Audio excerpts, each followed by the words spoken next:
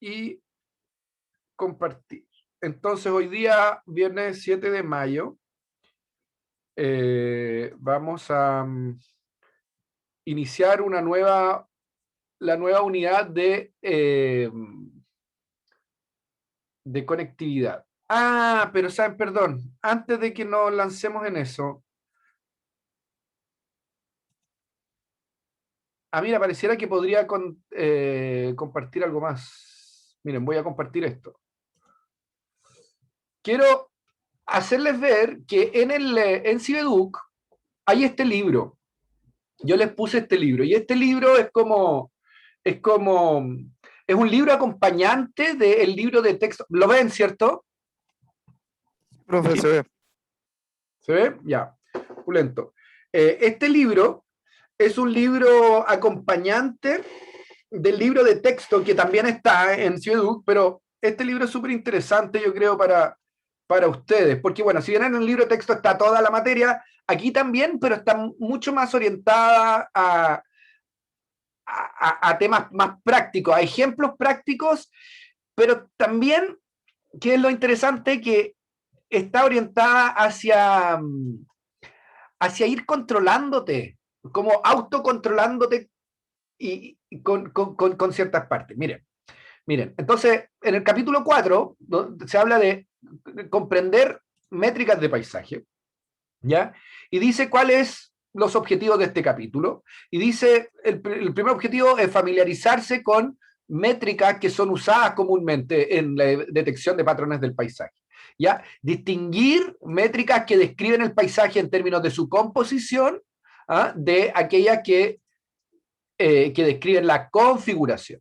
Y eso es justamente lo que hemos estado hablando, ¿verdad? Comprender algunos factores que influencian la selección e interpretación de métricas del paisaje. Entonces, justamente lo que hablamos en la clase pasada es, chuta, bueno, ¿cuáles son las métricas? Y yo les dije, mire, ¿saben qué? Yo no se las voy a enumerar, vamos a pasar por los grandes grupos de métricas. Hay el manual del buen uso de las métricas, que también se los puse, ¿no? Ahí en Cibeduc, donde están cada métrica explicada, cómo se mide, cuál es la ecuación asociada, qué factores ecológicos son los que da cuenta y por qué debiéramos usarlas, si es que, ¿verdad? Y aquí, de una u otra forma, vuelve a pasar, se vuelve a hacer un poco lo mismo, pero mucho más orientado. Entonces, dice parte 1, métricas de composición, ya, entonces proporción, dominancia, diversidad de Shannon, y empieza a explicar cómo se calcula, y te da un ejemplo. Pero lo interesante que me parece a mí que tiene este libro es que al final de cada una de las secciones, bueno, te da ejercicios, ¿no? Pero al final de cada una de las secciones te dice, ¿sabes qué? Tú puedes probar cuánto entendiste utilizando estas preguntas, ¿ya? Eh, ¿Cómo interpretarías el cambio del paisaje entre los dos periodos? Entonces tú puedes hacer estos ejercicios y usar esto para ver cómo hacerlo. Y tiene esta síntesis, estas preguntas de síntesis, ¿verdad? Dice, ¿existe un límite superior o inferior para ese más allá en que D y el índice de Shannon no va a funcionar? ¿Te fijas? Entonces, la gracia que tiene es que no es solo que te presenta el ejercicio y te hace hacer un ejercicio sencillo, ¿ah? Pero sobre todo que te ponen preguntas directas sobre lo que estáis haciendo. Entonces, eso me parece que es súper útil, ¿ya? Eh, es súper útil. Así que ténganlo presente.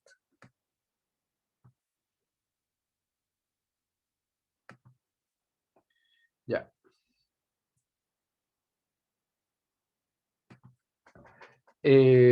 Ok. ¿Estoy compartiendo algo todavía? No, dejó de compartir. No, en Ya. este momento no. Ok, vamos a la clase de conectividad entonces. Conectividad de paisaje y conectividad para la conservación. Entonces, lo que vamos a hacer es que vamos a hablar primero en esta primera parte yo creo que vamos a hablar hasta aquí, hasta las diferentes estrategias. Vamos a hablar de qué es lo que es la pérdida de hábitat, la fragmentación, la importancia del movimiento en la consideración de conectividad de un paisaje. Vamos a definir qué es conectividad y vamos a hablar de diferentes estrategias para diferentes estrategias en la conectividad. Ya después vamos a hablar de escala y de redes ecológicas. Entonces, la primera diapo aquí, bueno, la saqué, pero la primera diapo aquí es justamente un trabajo que hizo, y no sé si ustedes conocen a Hinao. Hinao fue un estudiante de maestría que hizo su maestría en la Facu conmigo, y esencialmente estos son unos mapas que él compiló a partir de varios trabajos, en particular unos trabajos de Antonio, unos reportes que no siempre ha sido complicado encontrarlos publicados, pero esencialmente que muestra que la cobertura de bosque en la zona centro-sur de Chile ha disminuido y ha disminuido muchísimo. Ya en particular que ha habido una pérdida de cobertura de bosque que ha sido importante. ¿Ya? Lo mismo hemos hablado con respecto a este trabajo de Cristian Echeverría del año 2006, donde él justamente analiza estos tres instantes de tiempo del año 75, el 90 al 2000 con respecto a la cobertura de bosque nativo, que es la cobertura que aquí en el año 75 se veía en verde y que de una u otra manera fue fuerte, ha sufrido profundas fragmentaciones y abusando métricas de paisaje ha ido caracterizando mejor cómo estos parches de que originalmente eran plantaciones de plantaciones forestales han ido esencialmente invadiendo toda la zona central de Chile, si no todo Chile. Entonces la gran pregunta es o sea, no sé si la gran pregunta, pero un gran tema es justamente tratar de hacer la distinción en cómo ocurre este fenómeno de la fragmentación. ¿Ya? Y ustedes estudiaron eso en la clase de conservación, y la pregunta es si acaso ustedes me podrían decir algo al respecto. A ver, ¿qué es la fragmentación de hábitat y cómo ocurre la fragmentación? A ver si alguien se atreve a... ¿Cuáles son las formas, los mecanismos en que ocurre fragmentación? ¿El factor antrópico puede ser un mecanismo de fragmentación? No sé si es un mecanismo o es una razón para la fragmentación. Profe, ¿la fragmentación es cuando ocurre la pérdida de hábitat o como la división del hábitat como en polígonos, podríamos decir, en distintos... Ya, esa es una buena, podemos partir con esa buena definición, ¿sí? Entonces más que él sí me lo refrasea en vez de como una pregunta, porque al parecer lo sabes, ¿verdad? No al parecer, lo sabes. Claro, la fragmentación es, dijimos, es la pérdida de hábitat, pero ahí cuando decimos es la pérdida de hábitat, hacemos una distinción que es bien importante. ¿Que es cuál? Que es que existe un hábitat que se subdivide, ¿verdad? Pero la fragmentación tiene que ver con algo que va mucho más allá del hábitat, ¿cierto? Porque cuando hablamos de hábitat, estamos pensando en un organismo o un ecosistema o una asociación de plantas focal, ¿verdad? Entonces, si hablamos de hábitat, conviene como tener súper claro qué es un hábitat. A ver. ¿Qué es un hábitat? Un sistema que da sustento a ciertos individuos. Bacán, sí, po. Algo así. Algo así, un sistema. Interesante que lo planteas como un sistema. ¿Y qué es para ti un sistema? Un conjunto de factores que trabajan al unísono, en sincronía. ¿Ya? ¿Ya? Y entonces un hábitat es interesante porque inmediatamente, ¿quién habla, bicho? Felipe, Felipe. Felipe, es súper interesante tu aporte. La verdad que me encanta, es bacán porque inmediatamente tú dices, tú disocias el hábitat de un espacio físico al hacer esa definición. ¿Te das cuenta? sí, ¿Verdad? Y a mí, con lo mucho que me gusta la geografía, digamos, el espacio o el rol del espacio, me parece muy, muy, muy interesante que les es tan fácil hacer esa disociación, porque no es evidente. En general, eh, decimos que el hábitat, eh, asociamos el hábitat a un espacio físico. ¿Me entiendes? Entonces, esos sistemas que tú nombras no viven en lo etéreo, no viven en algo que no podemos, al cual no le podemos asignar coordenadas espaciales. Entonces, tu sistema de referencia inmediatamente se sitúa en un espacio mucho más abstracto, ¿verdad? Y ese espacio abstracto, entonces nos damos cuenta de que la definición de hábitat como concepto tiene un componente espacial, pero no tiene solo un componente espacial. ¿Entiendes? Entonces, cuando hablamos de fragmentación, sin embargo, sí es un componente, sí tiene un componente espacial bien explícito. ¿Verdad? Súper explícito. ¿Verdad? No sé, no recuerdo alguien, chuta, que no, es súper difícil seguir quién interviene, pero había una chica que acaba de intervenir y que dijo, mira, hábitat es la división del hábitat, o sea, perdón, la fragmentación es la división del hábitat en pedazos más chicos, ¿verdad? Entonces, inmediatamente con esta acotación es, ok, en pedazos más chicos en su componente físico, en su componente espacial, en su representación sobre la superficie terrestre, por decirlo de alguna manera, o sobre el paisaje, si queremos usar el concepto de paisaje de manera laxa, pero sobre ese lugar hay una fragmentación física. ¿Hay un quiebre? Hay un quiebre, ¿verdad? Pero ese ¿Conectividad? quiebre no ocurre solamente en el ámbito de las coordenadas espaciales, en el espacio, sino que podrían haber quiebres en las cadenas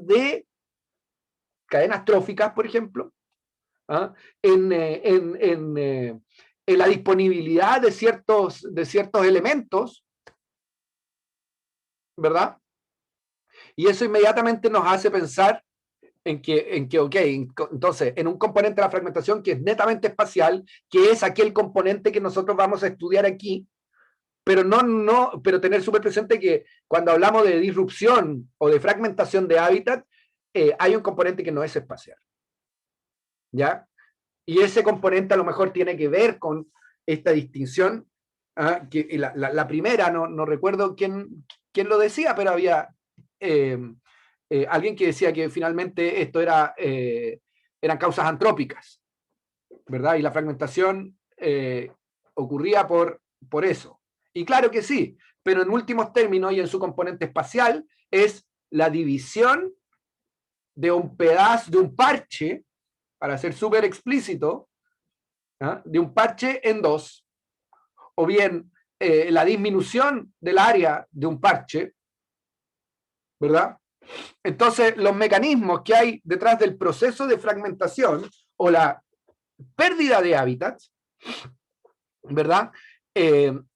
Pueden ser esencialmente, pueden ser de varias maneras. Y aquí hay un ejemplo, un gráfico bien esquemático, que es, ok, tenemos un paisaje original con 4 parches, uno grande y 3 medianos, y resulta que si es que nosotros borramos con una gomita estos dos parches, mi mouse lo ven, ¿cierto? Sí. Estos dos parches, nos quedamos con los dos parches más grandes. ¿Qué es lo que vamos a tener? Vamos a tener una disminución del hábitat remanente, una disminución del número de parches, un aumento del tamaño promedio de parches, ¿verdad? Que podría ser medio contraintuitivo si es que no, que si nosotros solo miramos el tamaño de parche, que era el ejercicio que hacíamos con los resultados de Echeverría, ¿no? Aumentaban en algún momento, a pesar de que aumentaba la fragmentación, aumentaba el tamaño promedio de parche. También aumenta el aislamiento. Y en estos conceptos decimos que, ok, hay pérdida de hábitat. O sea, hay hábitat que... Hay área que desaparece para un hábitat en particular. Y eso no lo vamos a poner en el ámbito de en un sentido bien estricto, ¿sí? De la fragmentación, propiamente tal. Vamos a decir, más bien, esto es pérdida, no es fragmentación. ¿Ya? Luego, podríamos borrar podríamos borrar los contornos de este hábitat original y quedarnos con 4 versiones de estos mismos 4 parches que son más pequeñas en área cada una de ellas, ¿verdad? Entonces, ok, disminuye el hábitat remanente, el número de parches se mantiene igual, el tamaño de parches disminuye y el aislamiento aumenta, el aislamiento promedio, ¿verdad? Porque le borraste algo de los bordes, por lo tanto, y piensen en este caso como cuando uno iba a la playa cuando era chico y hacía castillos de arena y después les tiraba agua y se lavaban por los bordes, ¿no? Entonces se van borrando, ¿verdad? La matriz se va comiendo el parche de una u otra manera. ¿Ya? Eso tampoco vamos a decir que es fragmentación. Profe, ¿Verdad?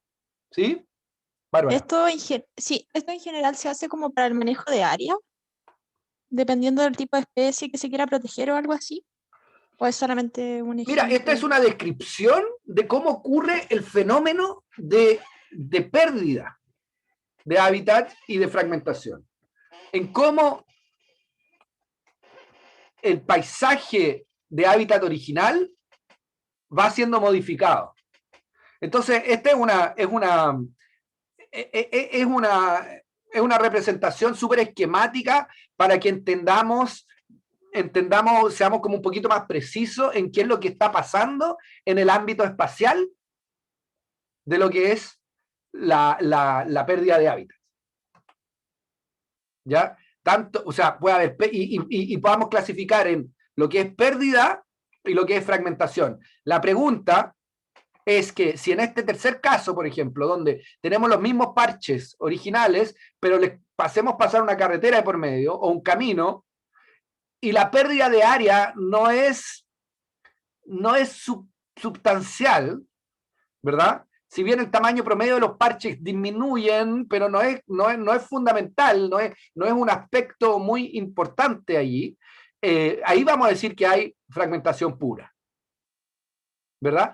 Pero la realidad de las cosas es que estas tres cosas ocurren al mismo tiempo, ¿verdad? Y lo que se configura, lo más común, esto no son casos aislados, pero cuando hay pérdida de hábitat, lo que hay es fragmentación y pérdida, ¿verdad? Y es producto de la fragmentación en algunos casos, y se llega a este nivel, a este primer nivel, porque primero ocurrió esto muchas veces, el tercero, ¿no? Pero esencialmente la fragmentación y pérdida hacen que no solo se subdividen los parches, sino que también se pierde sustancialmente área de estos parches de hábitat. Que dijimos, el hábitat tiene una connotación que no solo es espacial, ¿ya? Pero de una u otra manera, los parches para nosotros en esta etapa, en este nivel de comprensión de lo que son los paisajes, vamos a hacer un símil entre un parche y un hábitat. ¿Ya? ¿Pregunta? ¿Profe? Sí. Una consulta. No sé, yo estaba pensando, si ocurre un evento geológico, no sé, una inundación, por ejemplo, en un sector, ahí lo que se vería es ya, supongamos que se inunda justo como por el centro del parche que tenemos. ¿Eso es se generaría una pérdida o una fragmentación? ¿O ambas opciones? Se generaría, fíjate que en esta tercera columna, donde yo les digo originalmente, oye, ¿saben qué? Finalmente hay una disminución del tamaño promedio del parche, ¿verdad? Pero es una disminución que no es muy significativa, pero es disminución al fin y al cabo. Entonces, si esto ocurre sin cruzar el parche y empieza a socavarse no sé, un forado adentro del parche, porque hay un hundimiento o hay simplemente una inundación en ese lugar, van a ocurrir, eventualmente se va a fragmentar el parche, en el sentido de que no va a haber conectividad entre un lado y otro. ¿Qué quiere decir eso? Significa que tengo que, para pasar de un parche a otro, tengo que pasar por otro tipo de hábitat, para el cual a lo mejor yo no tengo herramientas como especie, o no tengo simplemente esa capacidad, o simplemente, claro, puede ser capacidad porque me da miedo transitar por lugares donde no hay dosel, o porque simplemente no sé nadar, o, ¿me entiendes? Entonces, van a ocurrir esas dos cosas, fragmentación y pérdida, sin duda. Ya, o sea, igual la fragmentación podría como, no sé si la palabra es medirse, pero en cómo, no sé, yo lo pienso por ejemplo en los animales, en cómo los animales pueden responder a esto, porque así como, a ver, no sé, como humanizando el ejemplo, así como que los animales pudiesen escapar. Ahí ¿Sí? no se estaría hablando como de fragmentación, o al menos yo me lo imagino así, como una fragmentación, como que va a haber un grupo de animales que va a quedar Bueno, como o sea, en el fondo lo encerrado, que por tú estás decirlo así. diciendo, claro, lo que tú estás diciendo, Amanda, es que, ok, hago un experimento o le pongo un radio collar a un animal, a ciertos organismos, y veo cuánto se mueven, y veo que después de algún tipo de evento geológico, lo que sea, los animales se mueven menos. ¿Quiere decir eso que hay fragmentación? O sea, no sé si así, pero es que como te lo decía antes, que se separaba al final como se quedaban dos partes y algunos a lo mejor van a poder moverse y otros se van a quedar ahí porque no tienen, por ejemplo, si era una inundación, no podían nadar o... Claro, entonces, bueno, ese tipo de consideraciones hay que tenerlas presentes cuando uno dice lo que está ocurriendo aquí es que el hábitat está fragmentado. ¿Me entiendes? Entonces, para poder hacer esa evaluación, nosotros tenemos que tener súper claro, primero, qué es el hábitat, ¿verdad? Y segundo, qué es lo que vamos a considerar cuando existe una fragmentación. Ya lo vamos a ver un poquito más adelante en las distintas definiciones de métricas de conectividad. Pero vaya a ver, va a ir quedando más claro. Mira, sigamos, si me permite. Profe, otra consulta Sí, cortita. En el 3, en el cuadro 3, abajo tiene como un menos, un por. abajo dice aislamiento. Sí, sí, en aislamiento, ahí eso, En la como línea que de no. aislamiento dice menos. O sea, dice como que no, como que en realidad sí y no. No Es hay una algo, no es raya. claro. Es una Ya, raya, ya. claro, no es claro. Sigue igual, Sigue algo más o así. menos. Es que no es como el primero, po, donde el hábitat remanente se mantiene realmente igual, sino que la aislación no es conclusivo. Ah, ya. Sí, eso era mi duda, no. Gracias. ¿Ya? Ya. Ya, entonces, la pérdida de hábitat y la fragmentación, en particular, ha producido o es responsable de gran parte de la crisis de biodiversidad, ¿verdad? Entonces, y en general es porque los organismos dentro de la matriz, dentro de lo que hay afuera, experimentan riesgos o niveles de riesgos de mortalidad o de probabilidad de mortalidad que es mayor, ¿verdad? Y las principales amenazas a la biodiversidad, ¿ya? En el último, no en el último, en el libro rojo noruego de las especies de la lista roja, digamos, son cambios en el uso del suelo, ¿verdad? Ese es el principal elemento que amenaza la biodiversidad. Y eso está directamente asociado a la pérdida de hábitat. Entonces, ¿qué es lo que ocurre? ¿Por qué aumenta la mortalidad, la probabilidad de mortalidad en las especies? ¿Ah? La pregunta es, ¿cuáles son los mecanismos que ocurren? Y lo que debemos pensar es que finalmente lo que aquí ocurre son procesos netamente biológicos, donde eventualmente si es que yo, como lo estaba tratando de pensar Amanda, si yo trato, como yo especie, ¿no? Trato o sea, no me puedo mover.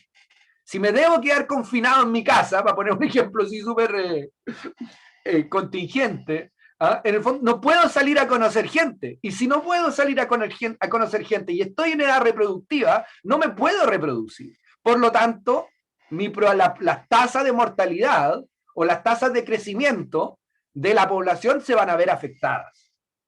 ¿Me entienden?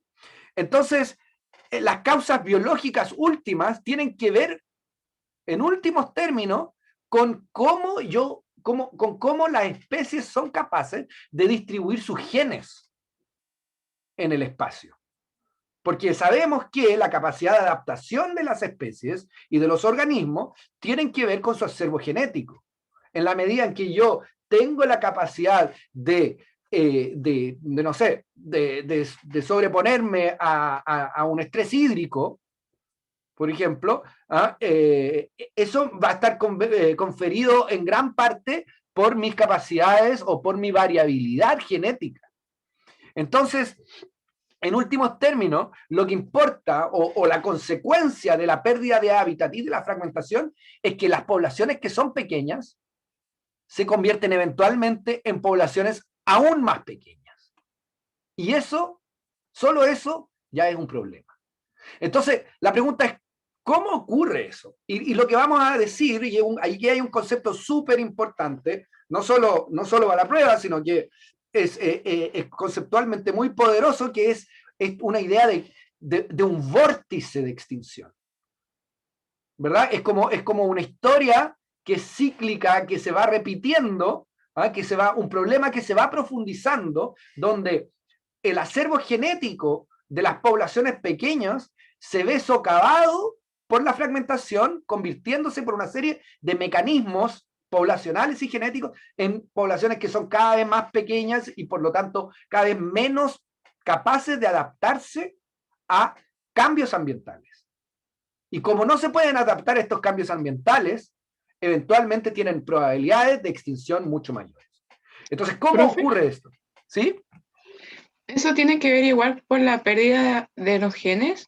Acá en Chile igual tuvimos un caso muy emblemático donde unos pumas, por ejemplo, en Santiago creo que era, que estuvieron mucho tiempo aislados y comenzaron a mostrar partes de su cuerpo que desaparecían. Por ejemplo, el gen de la cola ya no estaba, entonces no tenían cola, o no tenían ojos, o así, ya no tenían la nariz completa y así. Súper interesante, Javiera, ese caso me gustaría conocerlo. No lo conozco, si tienes literatura primaria al respecto me interesaría mucho saberlo porque efectivamente es eso.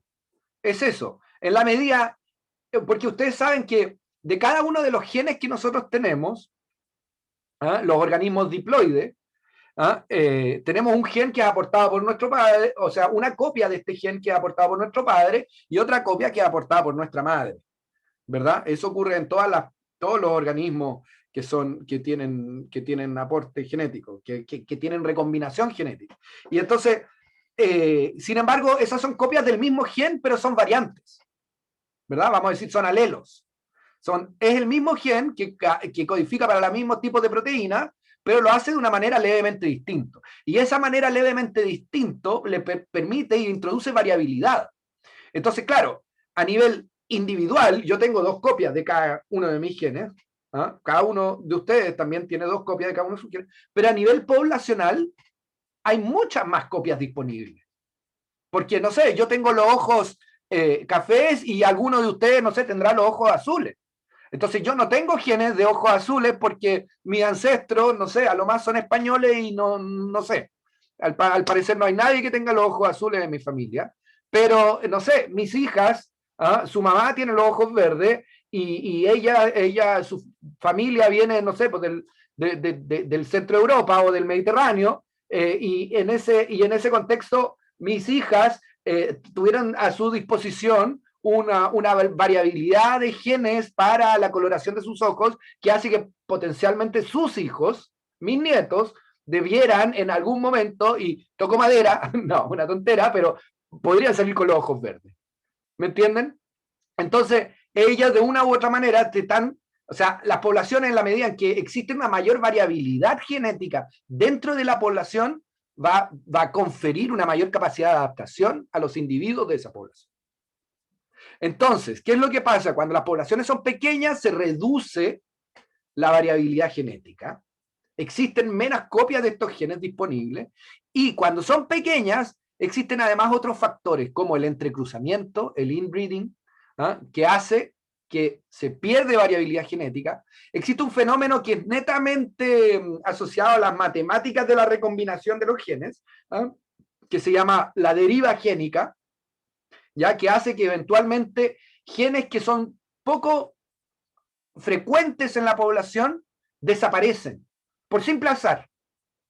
Siempre van a haber, cuando las poblaciones son pequeñas, factores que hacen que hay algunos individuos que no se reproducen, o simplemente no le confieren, no le transmiten a sus hijos aquel gen raro, aquella versión del gen raro, de aquí hay ciertos alelos, y esos alelos se van a perder, desaparecen de la población.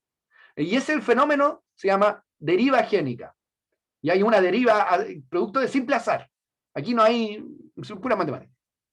Ya, entonces, el entrecruzamiento y la deriva génica producen una pérdida de la variabilidad genética, ¿verdad? Y esa pérdida de variabilidad genética, ¿qué es lo que hace? Reduce las capacidades de adaptación y de adaptación de las poblaciones, que a su vez van a disminuir su capacidad reproductiva y van a aumentar su tasa de mortalidad, y producto de estas dos cosas, las poblaciones que antes eran pequeñas se hacen aún más pequeñas. Entonces, por eso está aquí la noción de vórtice.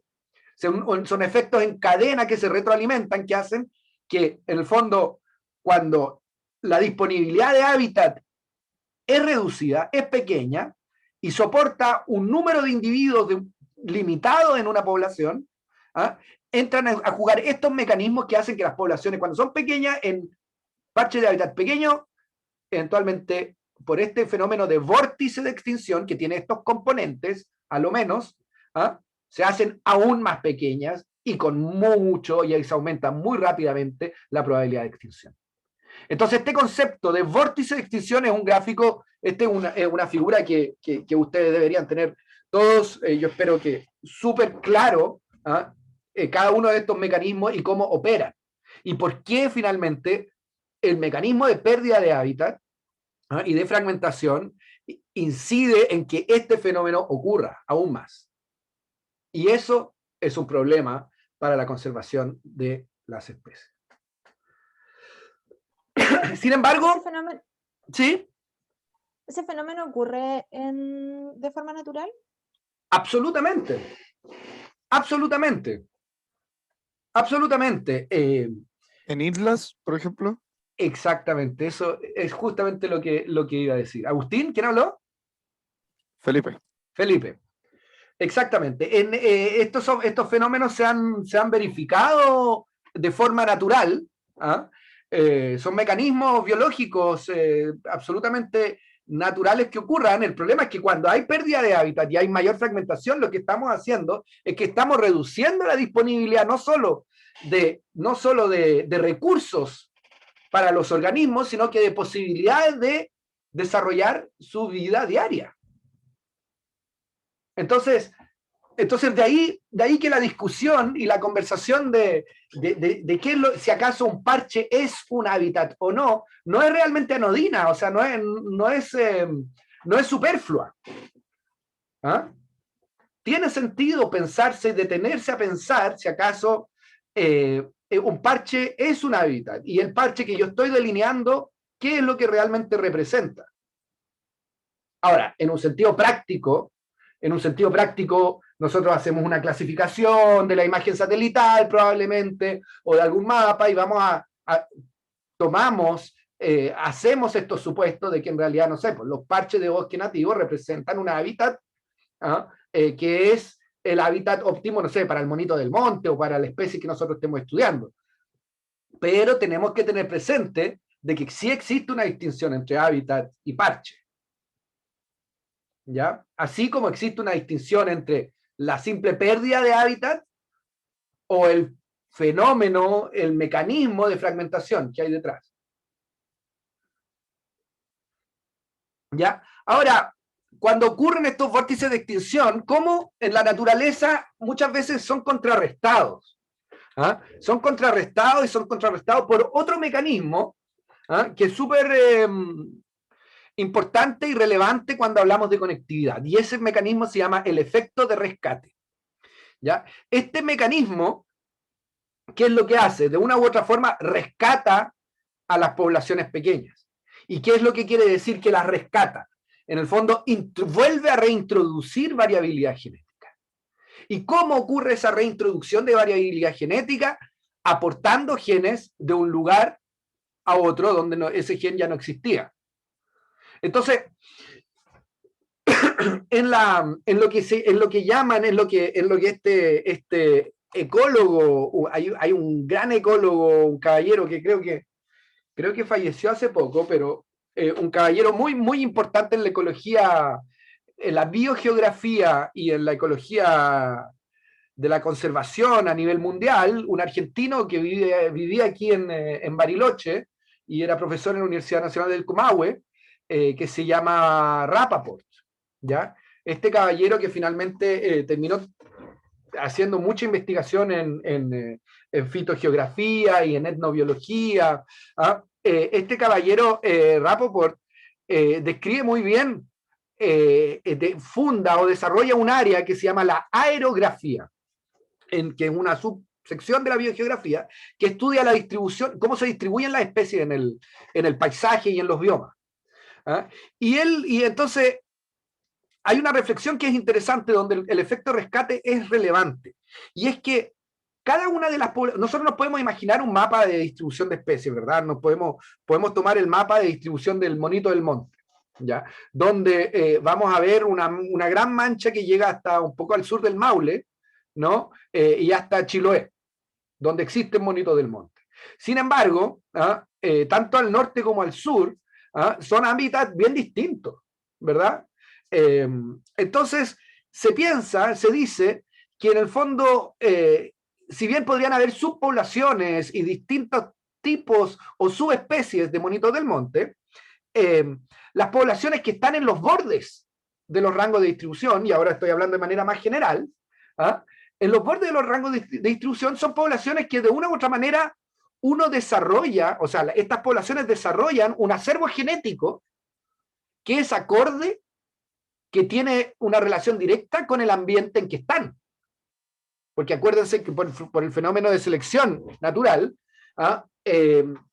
los organismos están adaptados al ambiente donde están, ¿verdad? Y eso, ¿qué es lo que significa? Significa que los genes que esas poblaciones tienen son genes que están adaptados a ese lugar.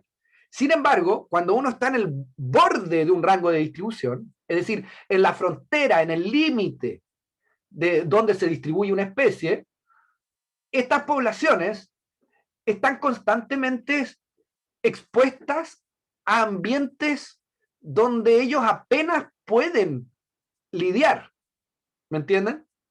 Pueden lidiar en el sentido de que no pueden sobrevivir, en el sentido de que ya, si es que uno se va al norte de Santiago o en Santiago, ya no existe el monito del monte. En el bosque, ¿Profe? claramente, al tiro, en el bosque claramente mediterráneo, ya no hay monitos del monte. Hay yacas, hay otras especies que son emparentadas con el monito del monte, pero no existe el monito del monte. Entonces, las que están inmediatamente al sur y dentro del rango de distribución del monito del monte, están adaptadas a unas condiciones que son medias hostiles para ellas, y esperaríamos que poblacionalmente eso se viera en su demografía. Y la pregunta es ¿por qué? Sí, alguien quería preguntar algo.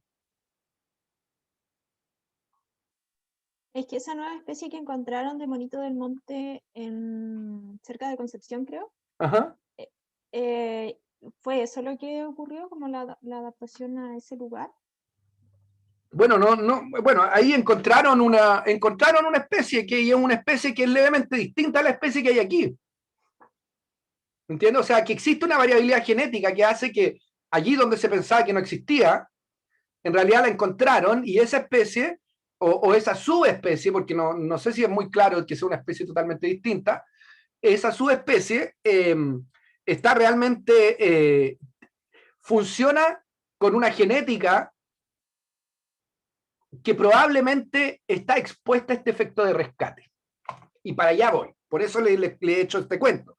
¿Qué es lo que quiere decir eso? Quiere decir que los individuos que están ahí, en realidad tienen un acervo genético que, ok, les permite adaptarse a sus condiciones locales, pero a su vez tienen un montón de influjo, reciben constantemente genes de otras poblaciones, pero esos genes que vienen están adaptados para otro ambiente.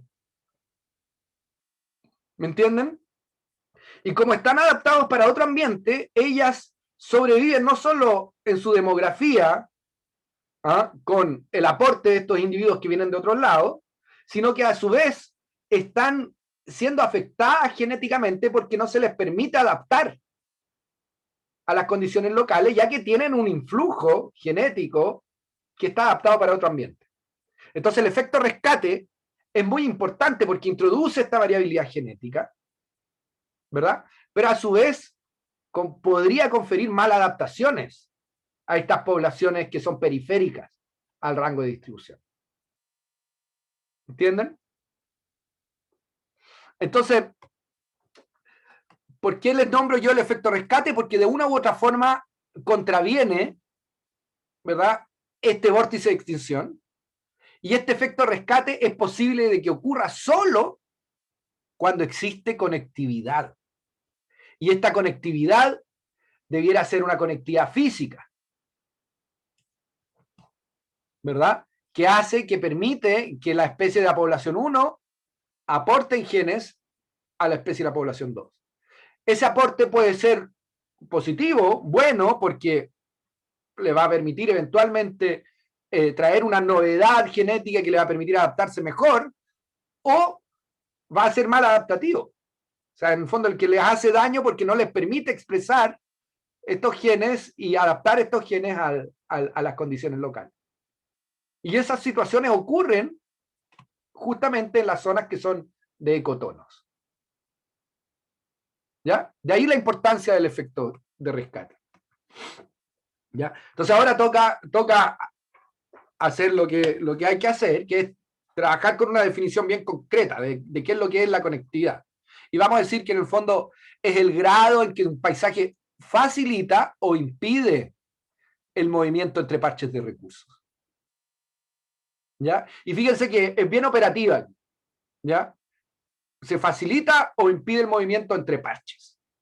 ¿Ya? La fragmentación impide ese movimiento y por lo tanto podemos pensar que la fragmentación es como el inverso de la conectividad. Yo siempre se los digo de una manera quizás más esquemática y más reduccionista, en que la adaptación, en que la fragmentación podría pensarse como 1 sobre la conectividad. El inverso. ¿Ya? Entonces, para la conectividad puede haber desplazamiento a corta distancia o bien desplazamientos migratorios, ¿verdad? Entonces, la conectividad, finalmente, ¿qué es lo que es? Y esto es súper importante, es que es una relación funcional entre parches. 2 parches están asociados entre sí, van a estar correlacionados en la medida en que haya movimiento de uno a este otro. ¿Verdad?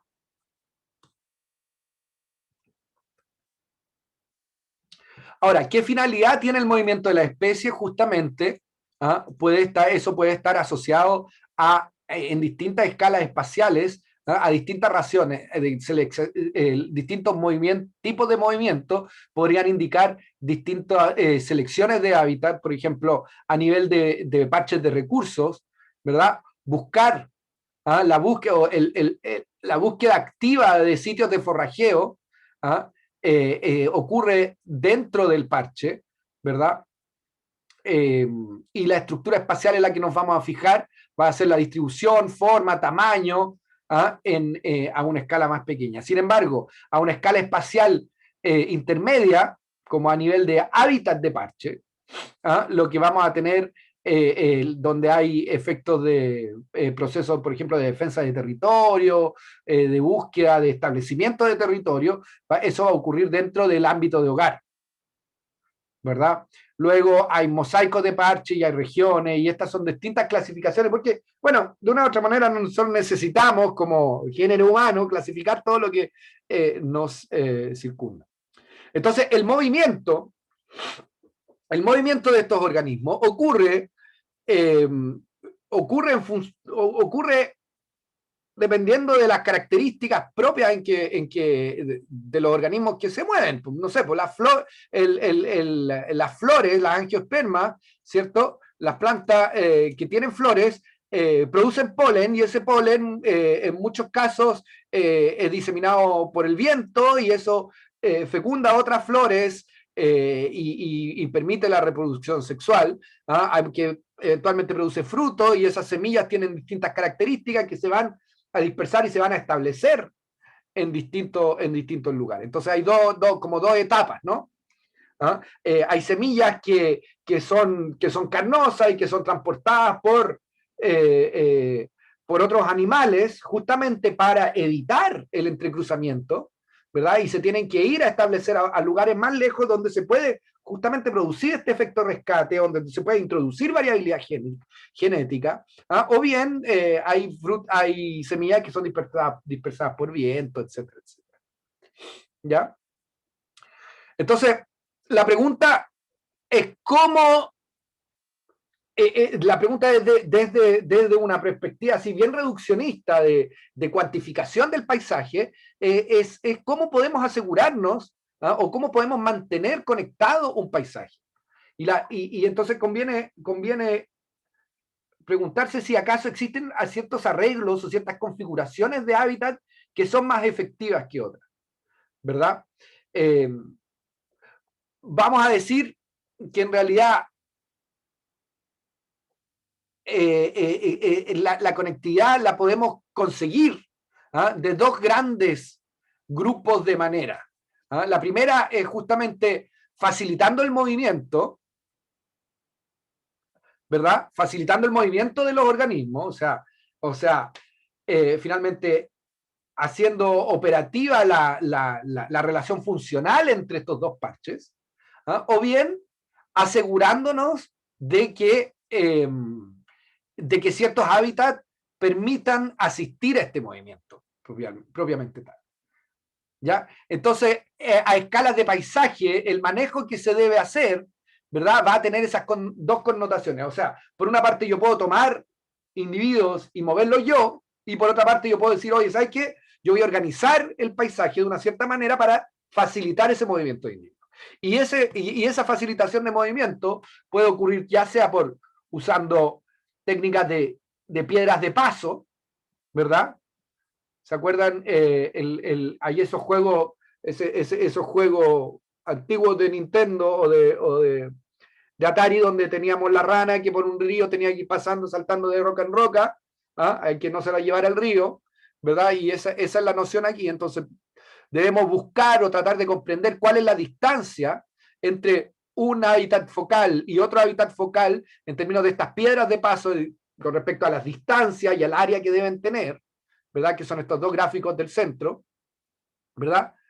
O bien, simplemente producir algún tipo de corredor donde el hábitat no se vea interrumpido, y asegurar así el paso de un parche A a un parche B. Pero otra posibilidad es a lo mejor decir, oye, ¿sabes qué? Finalmente yo voy a tener distintos usos de suelo entre el parche focal A y el B, y esos usos representan finalmente un grado de resistencia, van a representar grados de resistencia al movimiento que son heterogéneos, que son distintos. Entonces, si yo soy un chucao y quiero ir de un parche A a un parche B, lo que puede ser importante es justamente pensar en que esta matriz que debo cruzar en realidad no es un solo tipo de uso inhóspito, sino que a lo mejor hay zonas donde los pastizales son más altos, por lo tanto un chucado a lo mejor puede pasar piola ahí debajo del pasto, o bien a lo mejor hay matorrales, ¿ah? Hay matorral arborescente que también podría ser más o menos aceptable, ¿ah? Para protegerse de la depredación, ¿verdad? Y por lo tanto, si bien la distancia más corta entre el sitio A y el B podría no ser, podría no ser la distancia más corta, ¿te fijas? Irse por este lado podría ser un camino más largo, ofrece mayor protección por el tipo de hábitat que hay. Entonces, en ese sentido, consideramos la matriz como una zona que es semipermeable, ¿verdad? Y vamos a cuantificar la conectividad no en términos de que si hay hábitat no hay hábitat, sino que qué grado o qué calidad va a tener ese hábitat. ¿Me entienden? ¿Sí? ¿No? Sí, profe. Ya. Entonces, lo ¿Cómo se mismo... puede medir eso? ¿Perdón? ¿Cómo se puede medir ese grado? Porque obviamente es subjetivo según qué especie estamos estudiando, pero ¿cómo igual se puede cuantificar eso? Como el grado. Usando toda tu imaginación, Dani.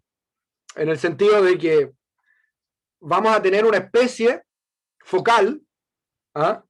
Que es aquella que se va a mover entre, por ejemplo, áreas protegidas, y lo más probable es que es parte de un estudio, o sea, vamos a tener que poner a prueba distintos tipos de corredores o distintas formas de conectividades y evaluar cómo para esa especie estos paisajes de corredores tienen más sentido. Entonces podríamos establecer corredores como piedras de paso, que van a permitir pasar de un área protegida a otra, o bien corredores lineales, ¿verdad?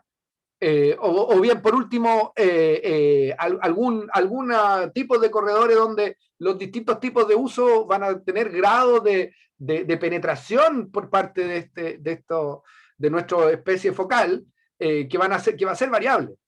Pero eso es algo que se debe estudiar, caso a caso. ¿Ah?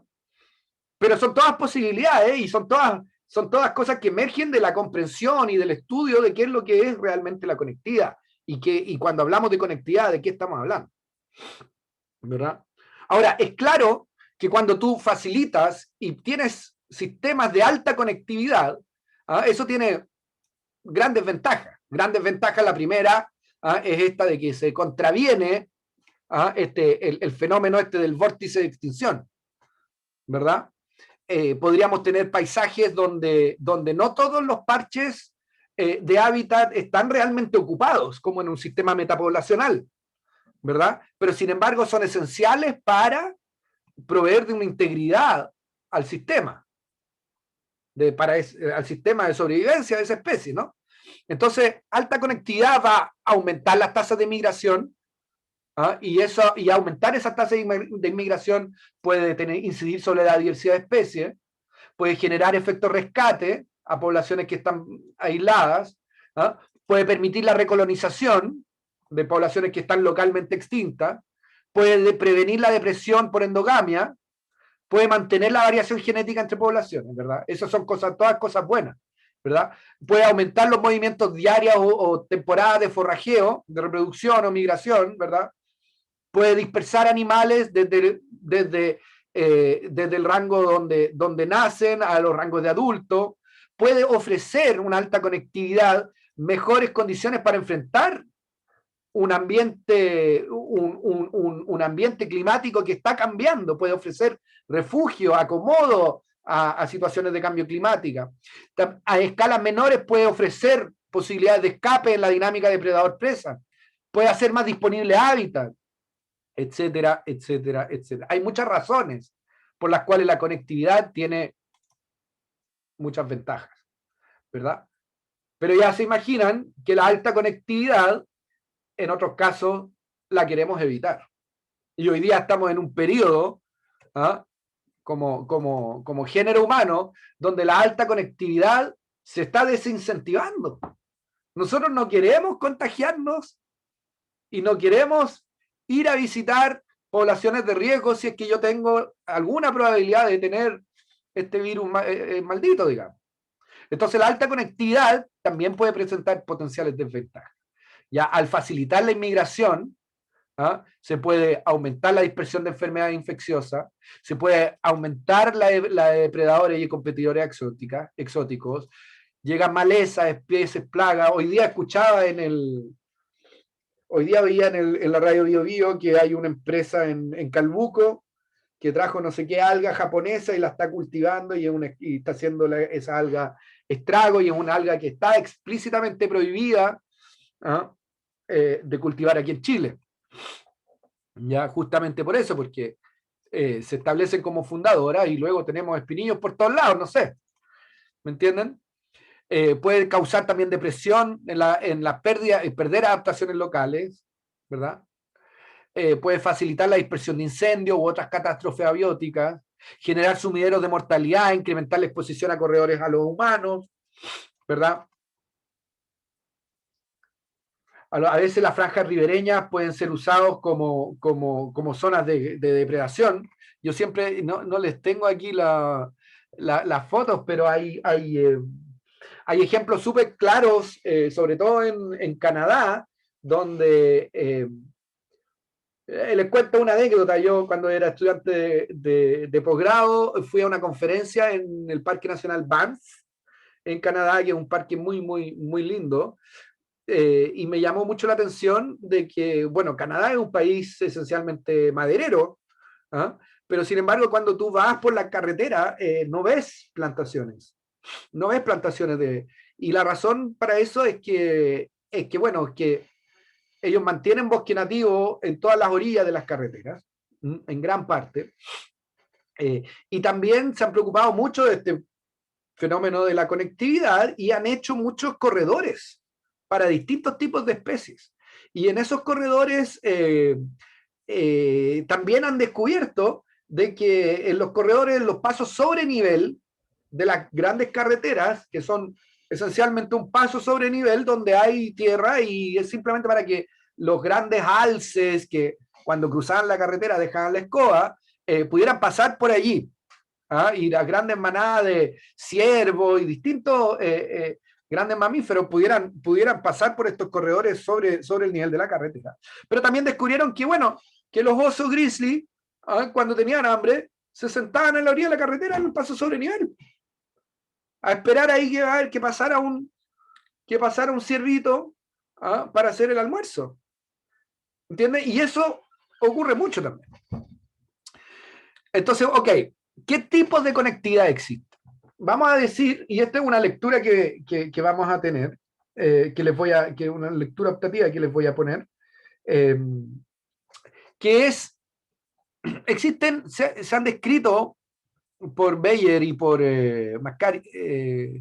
Calabrese, esencialmente 3 tipos de conectividad. ¿Ya?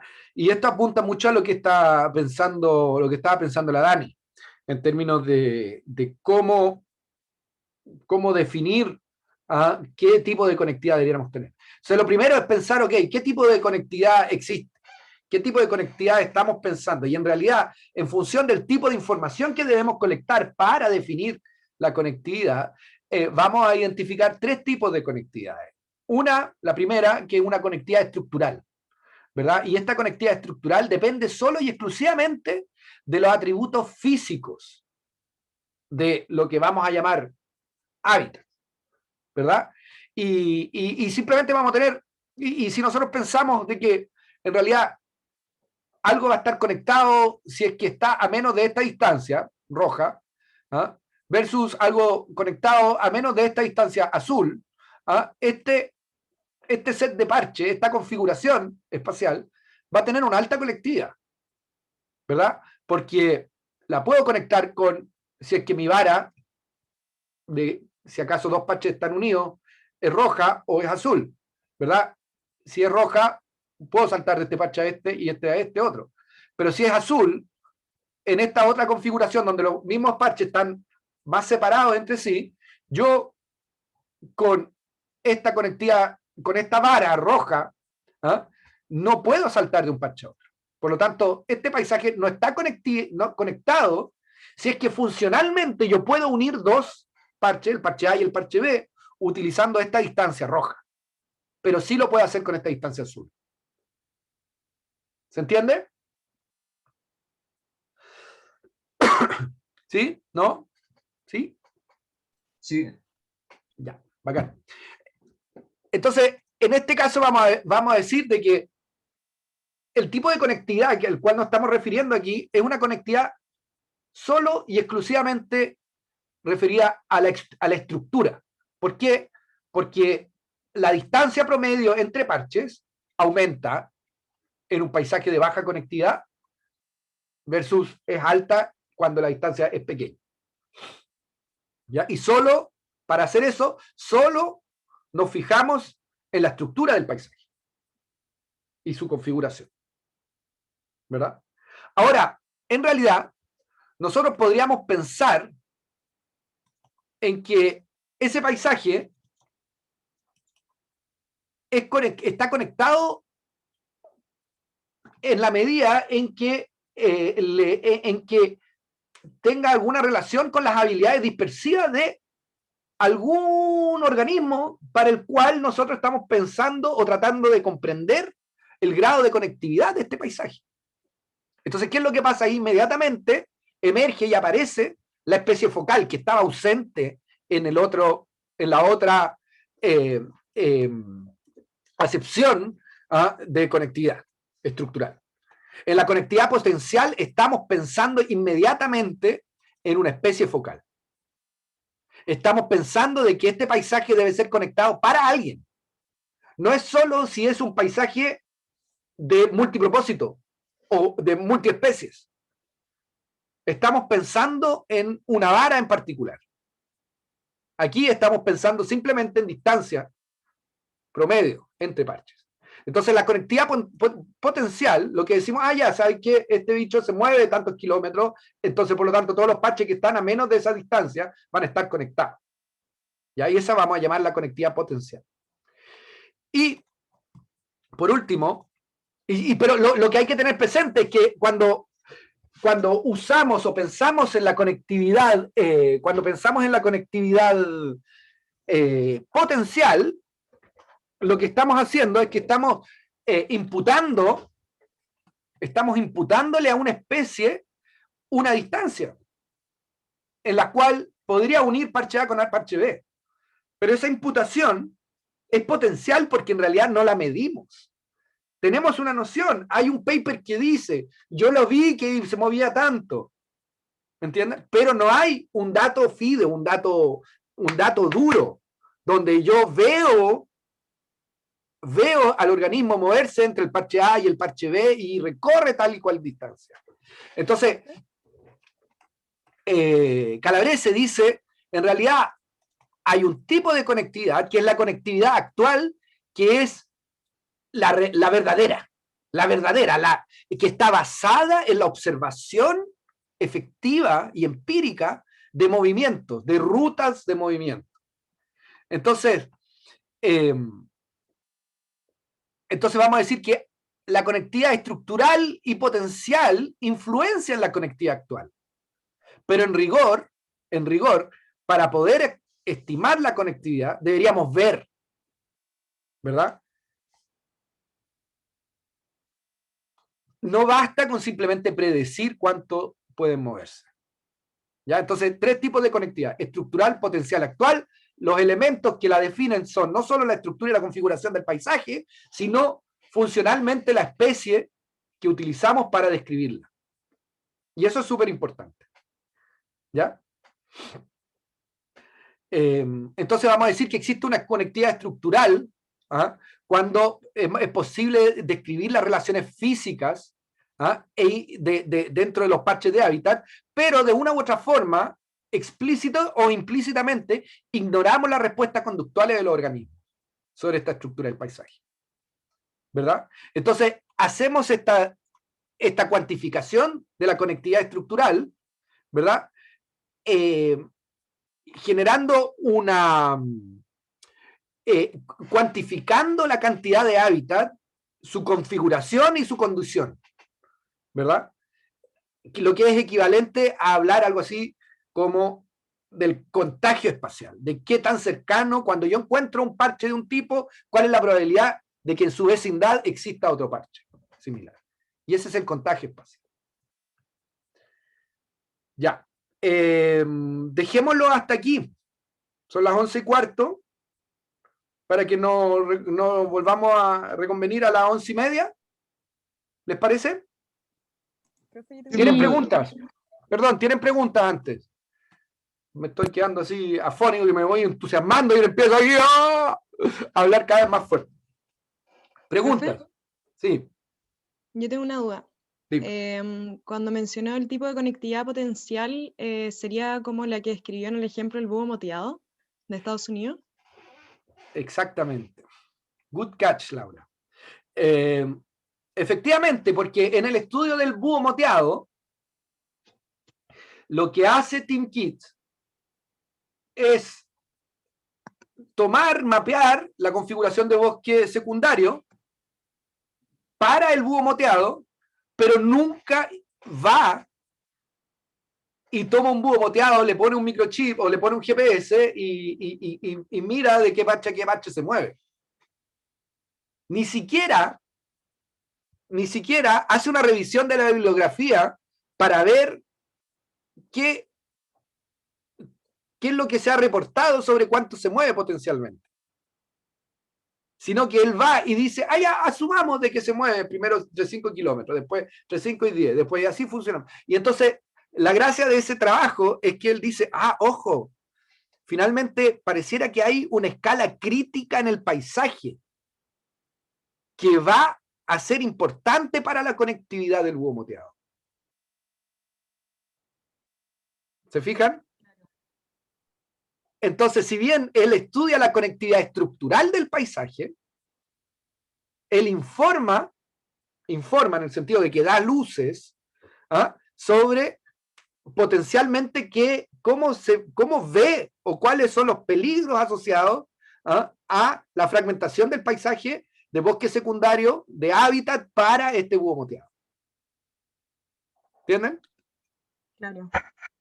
Profe, pero yo no entiendo en ese estudio porque igual no sabe como a qué distancia es capaz el búho moteado como de moverse, entonces no sabe como en qué momento se rompe la conectividad para esa especie. Como que él llega como a ese... Y eso es lo bacán que tiene el estudio, porque finalmente sin hacer eso, él dice, pero ojo, ¿saben qué?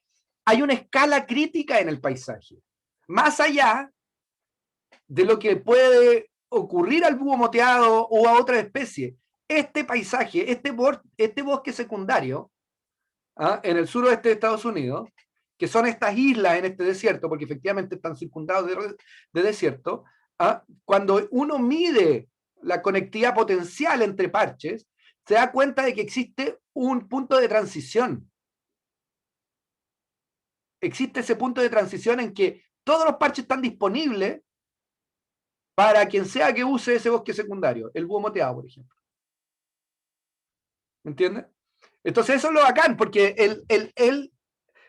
y eso es lo relevante de ese trabajo, es que él dice, ¿sabes qué? Hay una escala crítica, que son esos, no se me acuerdo, que si eran 35, 40 kilómetros, en que si en realidad nosotros vamos a borrar, fragmentar, perder el hábitat que está a menos de 40 kilómetros, entonces todo el paisaje, todo el hábitat del búho moteado se va a ver fragmentado en miles de pedazos.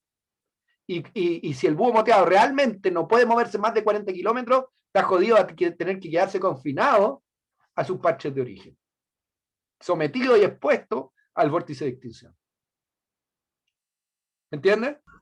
Pero por eso, como, ¿qué pasa en el caso de que el búho sí se pudiera mover a más de esa distancia? En verdad no estaría fragmentado para el búho ese hábitat. Entonces, claro, bueno, esa es una súper buena observación. Si es que el búho realmente se mueve más de 40 kilómetros, entonces quiere decir que la escala crítica de ese paisaje no es relevante para esa especie en particular, pero la escala crítica de conectividad de ese paisaje sigue estando ahí. O sea, cualquier organismo que no sea capaz de moverse más de esos 40 kilómetros en el sistema va a estar jodido. Por eso es que es alambicado, por ponerlo de alguna manera, porque en la medida en que ese parche, o sea, por eso es que pasa a ser una característica que es del paisaje. Y por eso es que, aún así, aunque parezca bien como tonto pensar en la conectividad estructural, tiene una relevancia porque hace una caracterización del espacio físico o de la distribución y configuración de estos hábitats que es relevante y que va más allá de las especies mismas. Y después creo que entendiendo el paisaje en sí, después se puede aplicar en distintas especies, no solamente en el búho motado. Claro, o sea, existe un valor en el análisis estructural de la conectividad. Absolutamente. Y ese Ahí paper, ese trabajo lo algo más demuestra. tangible. ¿Ya? ¿Reconvenimos a las 11:30? ¿Os parece? Ya, profe. Ya, profe. Voy a cortar la grabación aquí porque así me hace archivos más pequeños después. Nos vemos en un ratito.